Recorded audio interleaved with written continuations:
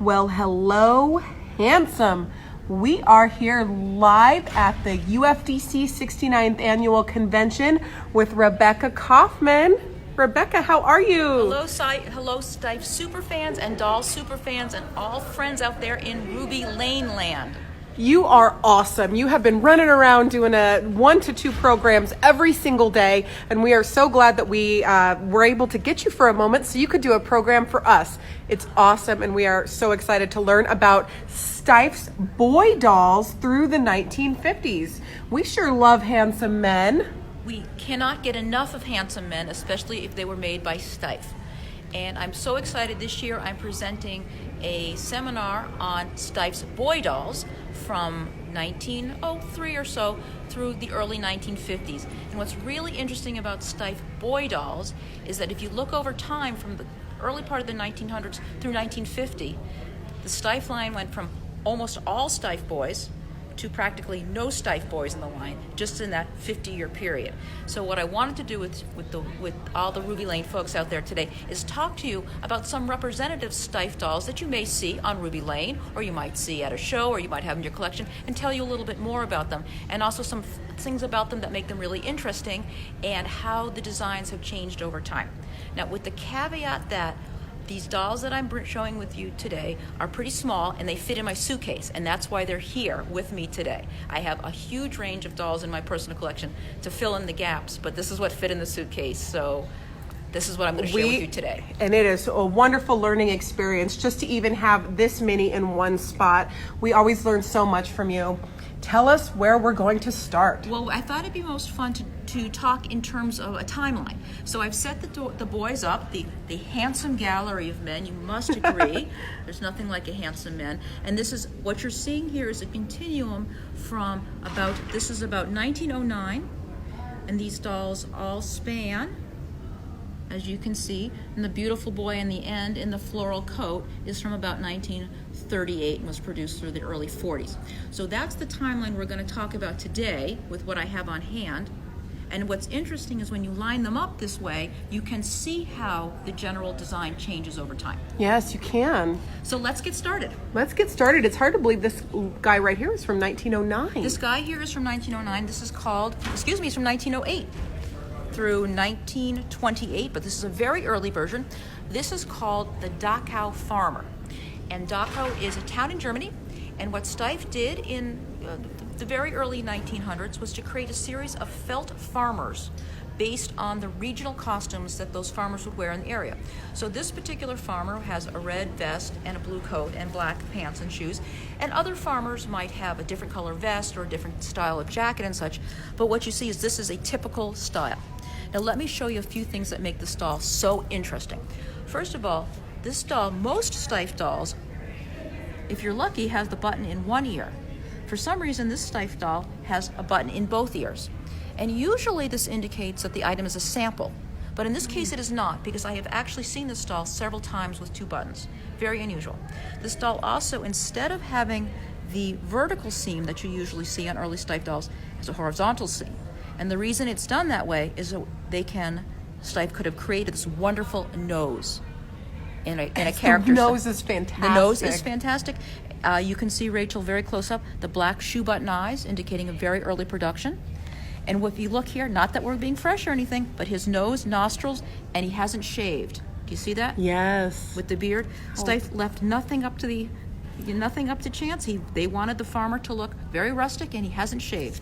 The other thing you need to see is that he's got decorated with Steiff buttons. Wow. And I think there's 18 or so on there. And they're all there. They're all there. None of them have fallen off. He's amazing. He's fully jointed. He's called a character doll because he is not in human proportions. You see, look at, like, you'd never find a human with these shapes. The hands are as big as the head. The face is very round. So he's kind of a cartoonish. Exaggerated version so Rachel, of a human. And viewers, if you see a doll that's really cartoonish proportions, it's probably of the earliest Steiff dolls. Fully jointed, quite lovely. The clothing is integral to his body, and he's got oilcloth shoes. Really nice. No detail, despite the fact he was made 1908 or so, goes unnoticed. These are probably some sort of decorations that the farmers had. I don't know what that is, but you can see the embroidery there. Such a whimsical example. We just love him. Have you given him a name? He's the farmer. The farmer. The farmer. I love him. I got him from an estate. I Wow. paid for him over time. That's how much I wanted him. You get it. Well, we get it. We get We it. understand out there. We understand. Okay. So, shortly after Steiff did the character dolls, a few years later, there were a couple of iterations in between. Steiff started a series of delightful, proportional adults and children, and many of your viewers will recognize this delightful style of doll, which is really a proportional child. And just for comparison, if you look at the proportions and profile of a farmer versus the little boy, clearly you can Right. see this is a cartoon style doll. This is a proportional boy. This boy is named Harry, and Harry is supposed to be from Holland with the clogs. And these clogs are all original. And that's just wonderful. And his socks are all original as well. Blue pants. He's got a lovely striped shirt and a little silken tie. He has black eyes, which puts him probably before 1909 or he's probably 1908, 1909 or so. A later version would have glass pupil eyes, which we'll talk about. His wig is inset into his head. He's got his little button. There it is. And you see he's got traces of the white ear tag. Oh, wow. So that's very That white early. ear tag we learned is very special when we find it. Yes, very early. Early. And he's just beautiful. He's got nice hands. His clothing is removable. And he's just very sweet, very kind. He's supposed to be a Dutch boy. And I bought him from a family who had two of these. He has a sister named Alita, who's a few years younger. She's got glass eyes, so that would make her younger than he is. But they came as a pair, and they belonged to a little girl who unfortunately had passed away in childhood.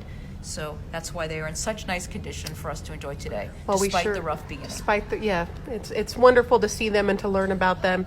He's fantastic. He is just beautiful, and I just want to make sure I get the absolute dates. He's from 1908 through 1924, and his dark eyes place him at the very early time frame of that. So they made him for a significant amount of time. I wanted to share with you next a doll that's probably from about, I'm guessing, let's say 1915 or so. Now, if you notice, this is also a student, and I'm going to hold him up for you, and there's something marvelous about him. I got him at an auction. I bought him sight unseen, but I'm a sucker for Steiff dolls, and I couldn't resist. Can you? Of course you cannot. Beautiful blue-eyed boy. This little boy was made in the throes of World War I. And I'll tell you why we know that. When you look at Harry, which is the same design, he is entirely made from felt. Okay? Head, body, you have to take my word on his legs, he's entirely made from felt.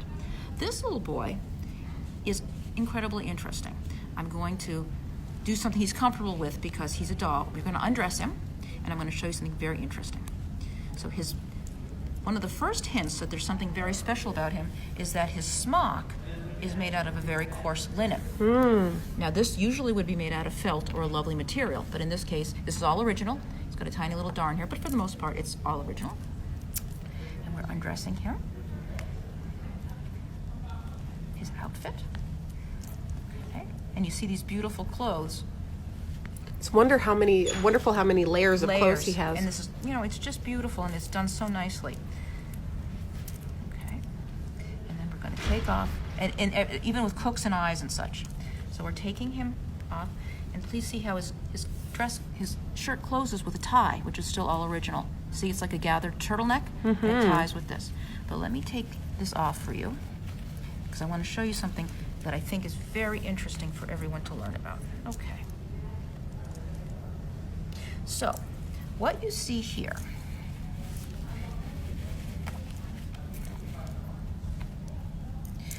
So, now, he's okay with this. We've discussed it ahead of time.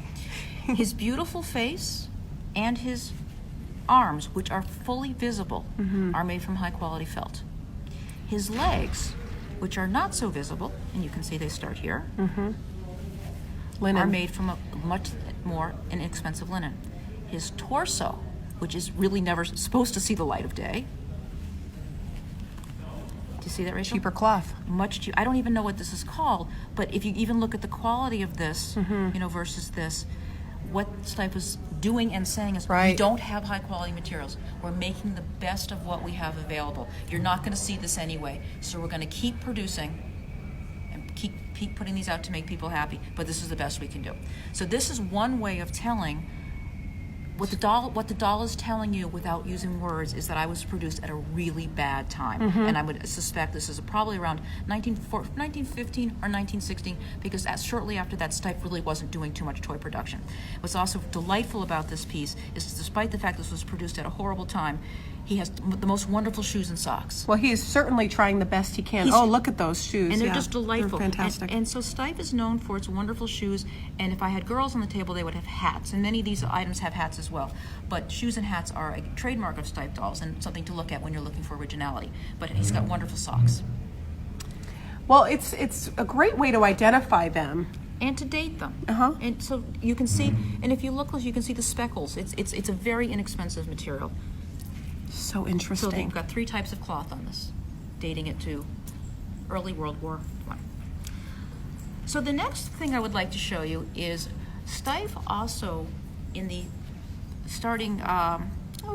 in the 1910s or so, started really emphasizing the role of soldiers in their line. So Steiff, since the very beginning, used boys as themes in their dolls. And Steiff, for the most part, did soldiers, policemen, things in uniform, anything masculine. They did a lot with sports figures. And so, of course, Army and the military dolls. So this is a really, really nice example. He is fantastic. Now, what's wonderful about him is this doll was most likely produced around 1915 or later. And the reason I say that is before that, the dolls were a little bit more cartoony and exaggerated, and they were also a little meaner looking. They would have facial hair or scowling expressions. But in 1915, when Steiff was still producing toys, Steiff's main distributor in Germany received a notice from the War Council that the dolls, it was unflattering to the country for Steiff to be producing military dolls that looked aggressive. So what happened is the distributor wrote to Steiff and said, we will only be accepting and selling Steiff soldier dolls that look like basically homecoming kings. So they went from having big furry mustaches and sort of mean and aggressive to totally handsome. I mean, you'd want to put a crown on him as a homecoming king. His beautiful, innocent faces, very youthful, proportional. And one of the things that Steiff did exquisitely, regardless of the type of soldier they were producing, and they produced soldiers representing probably 24 countries from across Europe, the United States, and such, is that the outfits exactly represented what they were wearing. This looks like what a infantry person in the German army in about 1915 would be dressed as. And so Steiff made these dolls in 3 or 4 sizes each and different ranks as well. For instance, from the U.S. military, they had different ranks of dolls. So there's probably 200 of these dolls in the line at the peak that's of them. a lot. So what you'll see here is he's all original except for a tiny repair I did on his belt. He's got his bullet boxes. Wonderful pipe. Look, the manufacturing is exquisite. These are 2 millimeters. Wonderful boots. Wonderful here. He's got all of his accessories in that backpack. It's just to die for. Okay. It's wonderful. So he's got his firearm, and he's got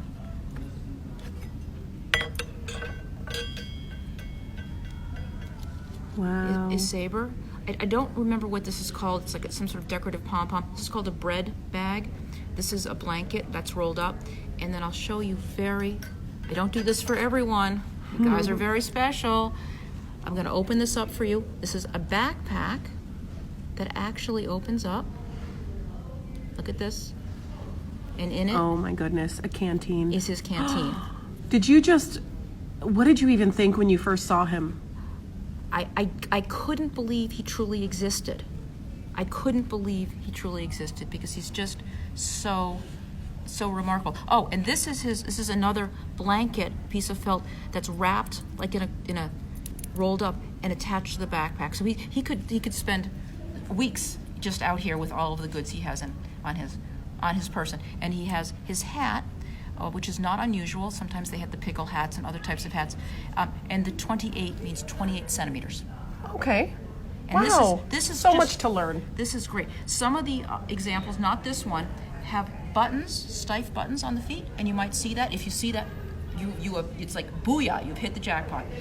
If you have buttons on the bottom, it's decorative but also functional. It's decorative because it's another place for Steiff to put their name, but when soldiers actually did put metal discs on their feet, so that would allow their leather on the soles to last longer as they did their duties and such. Well, what a wonderful find. Thank you for showing us all of his nooks and crannies. He does have nooks and crannies. I love him.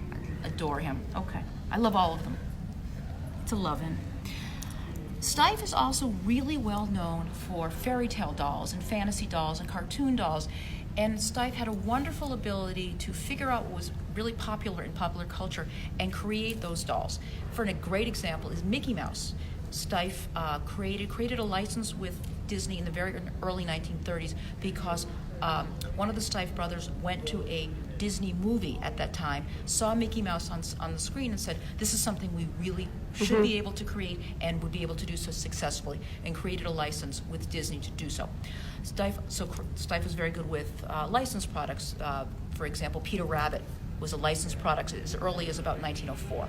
So for a very long time, Steiff was very interested in creating fictional characters and beloved characters that reflected the culture. So what we have here is a delightful dwarf. He's my ginger prince. He's just a gorgeous. ginger prince. He is. He could be Prince Harry. We could change his name to Prince Harry. He's lovely. He's all original, except he's missing his blouse. He's shirtless because we're in Arizona and it's hot.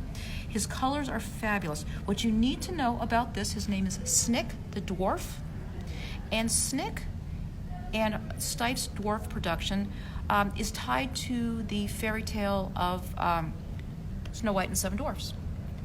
Oh. So that was a very popular cultural phenomenon. Steiff picked up not only on that book, as well as the fact that people in Germany love dwarves. They live in their gardens. People set up little gnome homes in their gardens so they can come, and apparently the gnomes make sure your garden They're still very popular today. Aren't they wonderful? Yes, they are. And so they're very auspicious. Here's what you need to know and love about Snick. Let's go from the bottom up. Check out his clogs. They're huge. He could live in Cambridge with me. Now, but not only are they huge, I want to show you these. They come off. Look how beautifully they're constructed. Do you see that? Yeah. Hand carved, beautifully constructed. Now I want you to see his footies. Look at that. Oh my gosh, they are so cute. They are so cute. Oh my gosh. Okay. All right.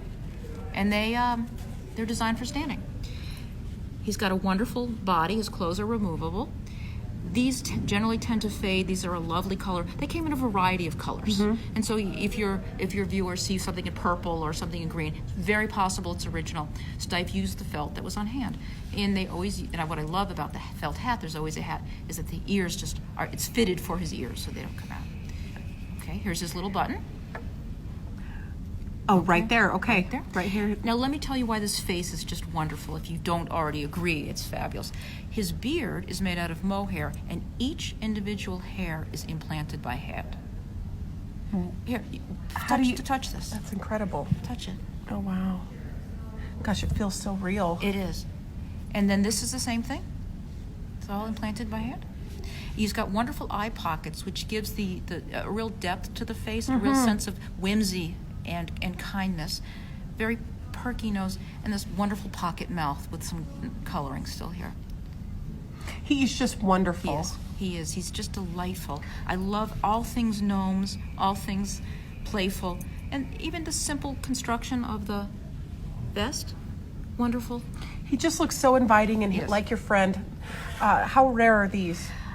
They're very rare because there's so many things that could get lost or go missing on these.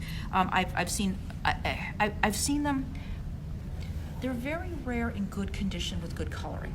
You will find them redressed. You will find them missing beards. You will find them not with such great coloring and such.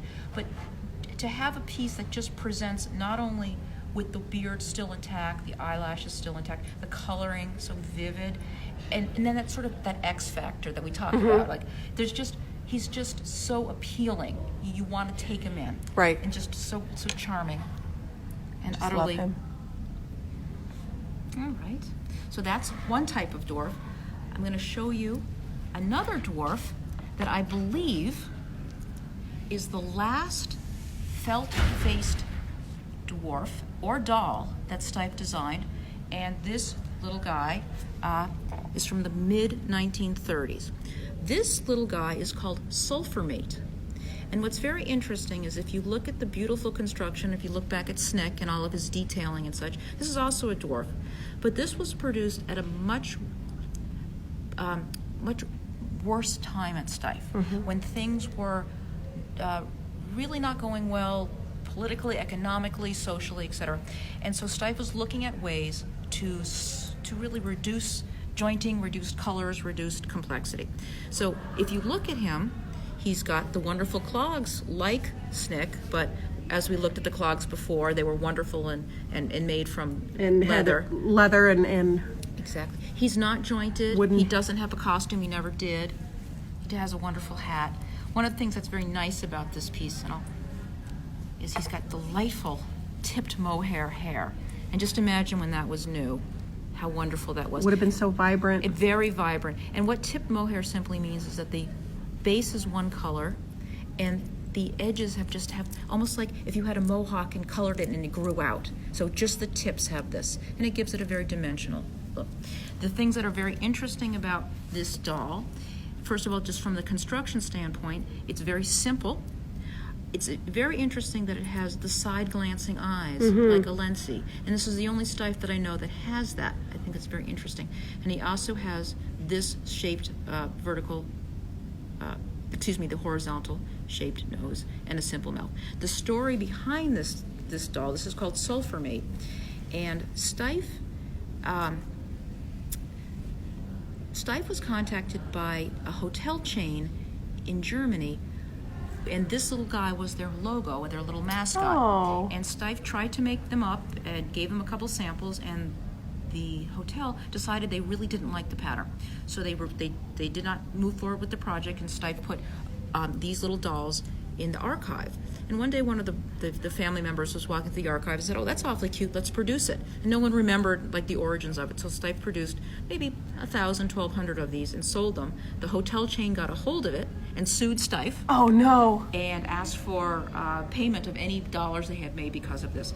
So this is kind of like the bad boy. Oh, he's the bad boy He's of the Steiff. bad boy Oh, of Steiff. he's so cute But though. he's fabulous. Yes, Like, look he's at his fabulous. little face going, I know Yeah. I'm bad. I know it. Yeah.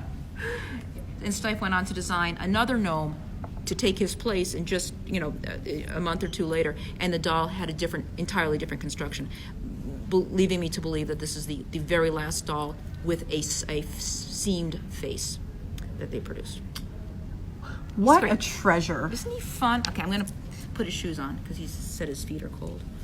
All right, and the last doll I want to share with you is basically an example of the last type of doll that Steiff made just before World War II, and then just for a few years after. This is a little boy, and again, he's a boy because we're talking about boy dolls today. And this little boy, let me just make sure I remember his name. His name is Hansel, no surprise.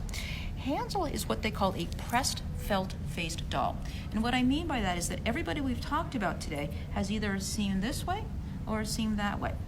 But starting in the 1920s, Steiff was interested in replacing that seam for economic purposes, for aesthetic purposes, to become more modern, and this was getting a little dated for them, and started creating a series of different trials of these types of dolls that did not have a seam. And let's fast forward to the late 1930s, they finally came up with a way to take a piece of felt, put it over a die, steam it, let it dry, remove it, made the mask, and then line the inside of the mask with a piece of plastic. So if you feel the face, you can see it's like it's hard here because it is backed in plastic. And here, you see where my fingers can go in? It's not backed in plastic. Do you see the difference? There it's soft, and there it's not. Okay, because there's a plastic mask here. So Steiff cut out the eyes and put the glass pupil eyes behind them. So this is an example of a pressed felt face doll, and all of these dolls and I think this has to do with economy, are not arm jointed, so they're floppy. They're Jointed neck. Jointed neck and jointed legs. And they're all beautifully, beautifully dressed. The clothes are all removable. And it's very unusual to find one in all original clothes for that very reason, because the clothes are removable and they're very playful. These dolls were designed and dressed by a woman designer at Steiff, which is most unusual. Her name was Frida Lager, and she was a Jewish woman who moved to Gingen specifically to design and dress these dolls. She did all of the makeup, and she did all of the hair and designed the clothes and actually physically dressed them. And I think did a gorgeous job. Yeah. And so these dolls appeared in the line from the late 30s to the early 40s, and then for a year or two after the factory opened for war in the late 40s and early 50s. But after that, Steiff really never had an important or significant or even collectible doll line. So that's why I was very excited to be able to share these pre-war dolls with the collectors today, and hope that they feel that they are as handsome and charming and wonderful as I do. Well, Rebecca, thank you. We learned so much in this little seminar. We really appreciate it. You are Rebecca Kaufman, and it is Steiff Gal on Ruby Lane. And oh, he is just adorable. I do. I love him. We always learn so much from you, Rebecca. My Thank pleasure. you. Thank you. Bye-bye. Bye-bye.